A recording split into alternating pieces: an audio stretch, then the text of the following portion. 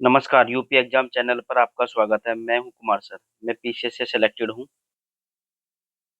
हम कर रहे हैं यूपी पीसीएस प्रीलिम्स 2026 व आरओ एआरओ जो मेंस होने वाला है और जो यूपी ट्रिपल एससी है उसके लिए जीएस के ऑब्जेक्टिव क्वेश्चन कर रहे हैं। कौन से ऑब्जेक्टिव क्वेश्चन कर रहे हैं? तो उसी में पहला क्वेश्चन क्या है हमारा? तो कथन है कि ऑस्ट्रेलिया का भीतरी भाग मरुस्थलीय तथा अर्ध मरुस्थलीय है। ये तो सही है। उत्तरी ऑस्ट्रेलिया समशीतोष्ण कटिबंध क्षेत्र में है। इसको हम डिटेल में देखते हैं। ये ऑस्ट्रेलिया का मैप है, तो इसमें देख लेते हैं। जैसे इसमें था कि अर्ध मरुस्थलीय मरुस्थलीय वाला था, जैसे ग्रेट सैंडी डेजर्ट है यहाँ पर ऑस्ट्रेलिया का। ठीक है, ये गिब्सन मरुस्थल है, ये वृहत विक्टोरिया मरुस्थल है, ये तनामी मरुस्थल है। तो ऑस्ट्रेलिया में क्या है, बड़े सारे मरुस्थल हैं। अब हमें देखना है, ये यहाँ से कर्क रेखा जारी है। ठीक है, तो कर्क रेखा लगभग इसके बीच से जारी है। अब ये है ऑस्ट्रेलिया। तो ऑस्ट्रेलिया के बीचों बीच से क्या जा रही है, हमारी मकर रेखा जा रही है। यहाँ से मकर रेखा जा रही है। तो और ये क्या है, हमारा 0 डिग्री है, यानी कि ये विषुवत रेखा है। और ये क्या है, मकर रेखा है। ठीक है, तो विषुवत और मकर के बीच के क्षेत्र को क्या बोलेंगे? ये हो जाएगा उष्ण कटिबंधीय। क्या हो जाएगा ये? तो उस तो 0 डिग्री से मकर रेखा तक, यानी कि विषुवत रेखा से मकर रेखा तक का क्षेत्र हो गया उष्ण कटिबंधीय। तो यानी कि उत्तरी ऑस्ट्रेलिया, ऑस्ट्रेलिया क्या है, इससे ऊपर का क्षेत्र ये क्या है, उत्तरी है। तो यहाँ तक का क्या है, ये उत्तरी क्षेत्र है। और जीरो, ये जहाँ से मकर रेखा जा रही है उससे दक्षिण का क्षेत्र क्या हो जाएगा, दक्षिण क्षेत्र हो जाएगा। तो उत्तरी क्षेत्र तो उष्णकटिबंधीय हो जाएगा और दक्षिण क्षेत्र कैसा हो जाएगा, ये हो जाएगा समशीतोष्ण क्षेत्र। तो समशीतोष्ण क्षेत्र हो जाएगा। ठीक है, अब ऑप्शन में देखते हैं क्या है। तो ऑप्शन में क्या कह रहा है, उत्तरी ऑस्ट्रेलिया क्षेत्र समशीतोष्ण कटिबंधीय है। तो ये उत्तरी की जगह अगर हम यहाँ पे दक्षिणी कर दे तो क्या हो जाएगा, हमारा उत्तर सही हो जाएगा कि दक्षिणी ऑस्ट्रेलिया समशीतोष्ण क्षेत्र में स्थित है। तो इसलिए आर गलत है, ए सही है। तो अब देखो किस ऑप्शन में, ये है हमारा सी ऑप्शन में। तो वन का सी हो गया। एक्सप्लेनेशन भी देख सकते हैं कि ऑस्ट्रेलिया के पश्चिमी और मध्यवर्ती भाग अधिकांश बड़ा हिस्सा शुष्क और अर्ध शुष्क है। ऑस्ट्रेलिया का लगभग 70% हिस्सा शुष्क या अर्ध शुष्क है। तो कथन एक तो सही है, तो हम देख ही चुके हैं मैप में भी। उत्तरी ऑस्ट्रेलिया उष्ण कटिबंध है, ये मैप में देख चुके हैं। उष्ण शुष्क क्षेत्रों में आता है। तो उत्तरी ऑस्ट्रेलिया किस में आता है, उष्ण कटिबंध और उष्ण क्षेत्रों में आता है। जबकि समशीतोष्ण प्रदेश मुख्यतः कहाँ है, ये दक्षिण में है। दूसरे प्रश्न को देखते हैं। भारत विश्व का दूसरा सबसे बड़ा मोबाइल गेमिंग बाजार है।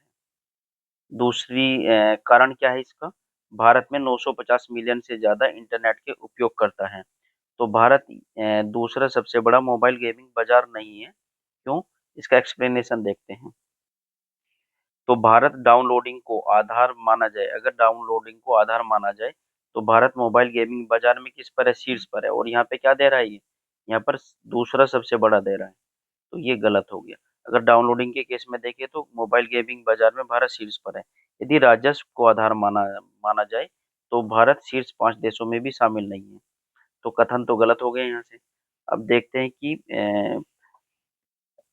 इस अभिकथन गलत है जबकि कारण सही है। क्योंकि सितंबर 2025 में भारत सरकार के आंकड़े के अनुसार देश में इंटरनेट के उपयोगकर्ताओं की संख्या कितनी है, 2024 में कितनी हो गई है, 969 मिलियन हो गई है। 269 मिलियन किससे ज्यादा है, ये 950 मिलियन से ज्यादा है। तो कारण सही हो गया हमारा। तो इसका उत्तर क्या हो जाएगा, ए गलत और आर सही, यानी कि बी ऑप्शन हो जाएगा, दूसरे का बी है। ये जो क्वेश्चन कर रहे हैं हम, ये क्या इंपॉर्टेंट क्वेश्चन है, बहुत इंपॉर्टेंट क्वेश्चन है, ये आए हुए क्वेश्चन है। या रिपीट भी हो सकते हैं। ठीक है, यहाँ पे जो भी करेंगे महत्वपूर्ण क्वेश्चन ही करेंगे, या तो आए हुए या बहुत ही महत्वपूर्ण क्वेश्चन जिसके आने की संभावना है। तीसरा प्रश्न है, बाबर ने चगताई तुर्की में तुजो के बाबरी लिखी है। तो तुजो के बाबरी किसके बाबर की है, ये किसने लिखी है, ये किस में लिखी है, चगताई तुर्की यानी तुर्की भाषा में लिखी है। तुर्की भाषा मुगल दरबार की राजभाषा थी, ये गलत है। मुगल दरबार की राजभाषा क्या थी, तो ये थी फारसी। तो फारसी थी मुगल दरबार की राजभाषा। तो इसका उत्तर क्या हो जाएगा, ए सही और आर गलत। किसमें, सी में हो गया, तीसरे का सी हो गया। ए सही है और आर गलत है। बाबर की आत्मकथा तुजो के बाबरी है, जो किसमें है, तुर्की में है। फारसी में अनुवाद बाबरनामा के नाम से प्रतिष्ठित हुआ है इसका। तो फारसी में अनुवाद हुआ था बाबरनामा के नाम से। मुगल दरबार की भाषा क्या थी, फारसी थी। बाबर ने 1526 में तो क्या लड़ा था, पानीपत का प्रथम युद्ध लड़ा था। तो पानीपत का प्रथम युद्ध लड़ा था इब्राहिम लोदी के विरुद्ध। अब इसमें मिलान करना है, एक तरफ तो कोयला क्षेत्र है, दूसरी तरफ देश दे रखे हैं। तो अपलेशियन कोयला क्षेत्र कहाँ है? ये है अमेरिका में, यानी कि ए का 4 हो गया। लंकाशायर कहाँ है? तो लंकाशायर हो जाएगा इंग्लैंड में, यानी कि 1 हो गया बी का। टूर कहाँ हो जाएगा? जर्मनी में, तो जर्मनी का क्या है? 2।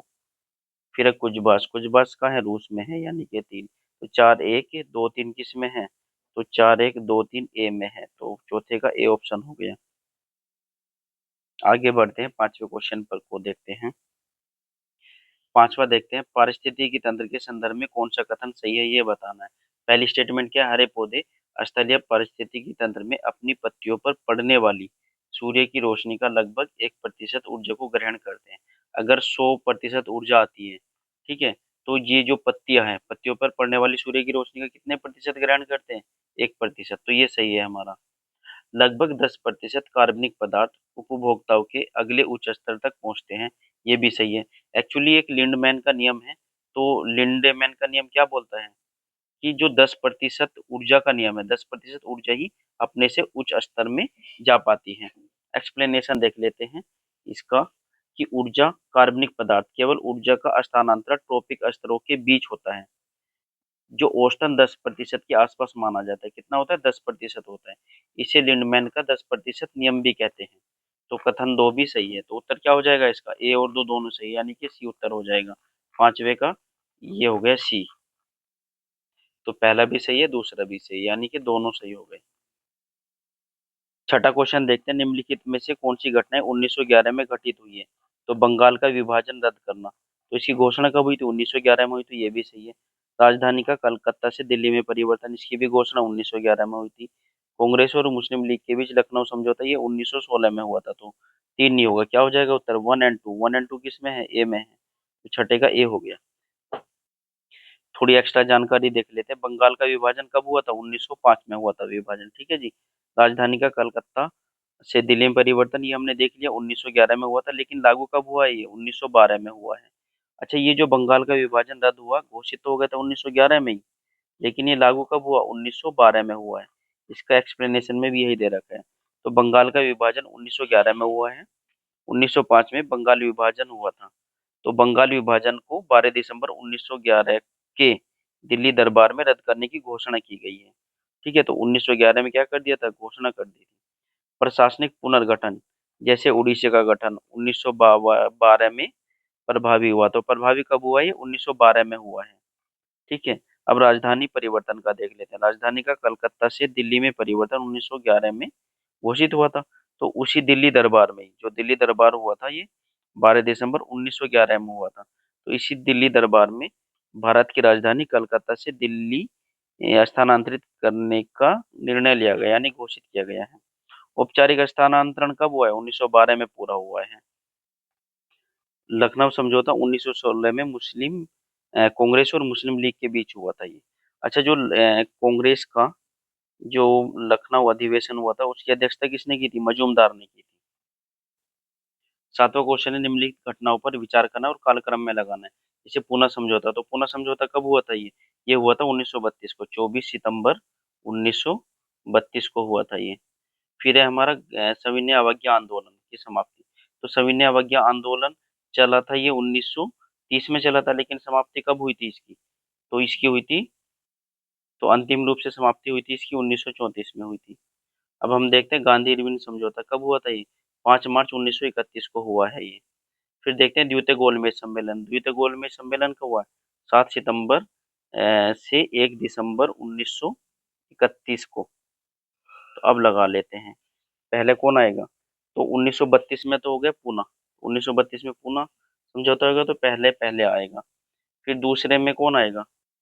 इससे पहले तीसरा आ जाएगा, क्योंकि गांधी इरविन समझौता कब हो चुका था? तो ये हो चुका था 5 मार्च 1931 को।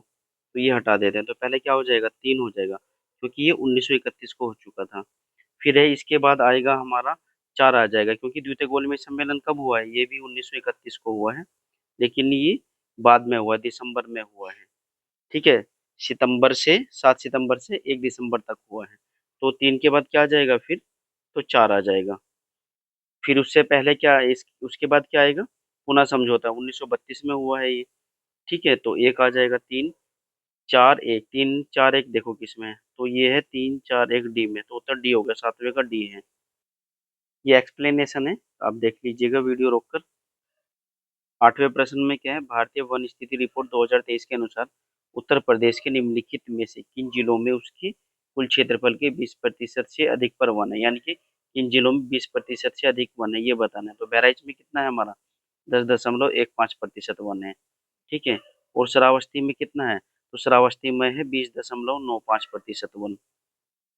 और चंदौली में कितना प्रतिशत वन है, 21.63% वन है।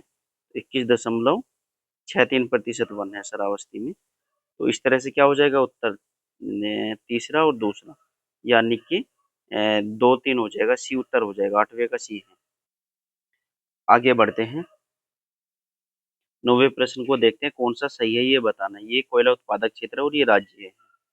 तो मावेलोंग अरुणाचल प्रदेश गलत है, अरुणाचल प्रदेश में नहीं है, कहाँ है ये है मेघालय में। तो मेघालय में है। फिर रानीगंज का है पश्चिम बंगाल में, रामगढ़ का है झारखंड में, तालचेर का है उड़ीसा में है। तो 2 3 4 हो गया उत्तर, तो 90 का क्या हो जाएगा, तो बी हो जाएगा, तो 90 का बी हो गया। मावेगाम मेघालय के पूर्वी खासी हिल में है, अरुणाचल में नहीं है। रानीगंज कहाँ है ये, तो पश्चिम बंगाल और झारखंड में है। रामगढ़ का है हमारा, तो ये झारखंड में है रामगढ़। तालचेर का है, ये उड़ीसा में है। यहाँ पे क्या है, एमसीएल के अंतर्गत तालचेर कोलफील्ड है। 10वां क्वेश्चन है, दिल्ली सरकार के बायोडिकम्पोजर एवं स्प्रे कार्यक्रम के संदर्भ में निम्नलिखित में से कौन सा सही है ये बताना है। तो दिल्ली सरकार इस कार्यक्रम के तहत क्या कर रही है, तो पराली को खाद में बदलने के लिए किसानों को फ्री में बायोडिकम्पोजर उपलब्ध करा रही है। ठीक है। तो इसमें 10वें का पहला ऑप्शन देखते हैं, पराली को खाद में बदलने में मदद करने के लिए किसानों को बायोडिकम्पोजर घोल मुफ्त में उपलब्ध कराया जाता है, तो सही है। बायोडिकम्पोजर घोल कई कवकों का उपयोग करके तैयार किया जाता है, तो कवकों का उपयोग करके तैयार किया गया है, दूसरा भी सही है। तो 10वें का उत्तर हो जाएगा सी, 1 और 2 दोनों। इस वीडियो को यहीं विराम देते हैं। नमस्कार।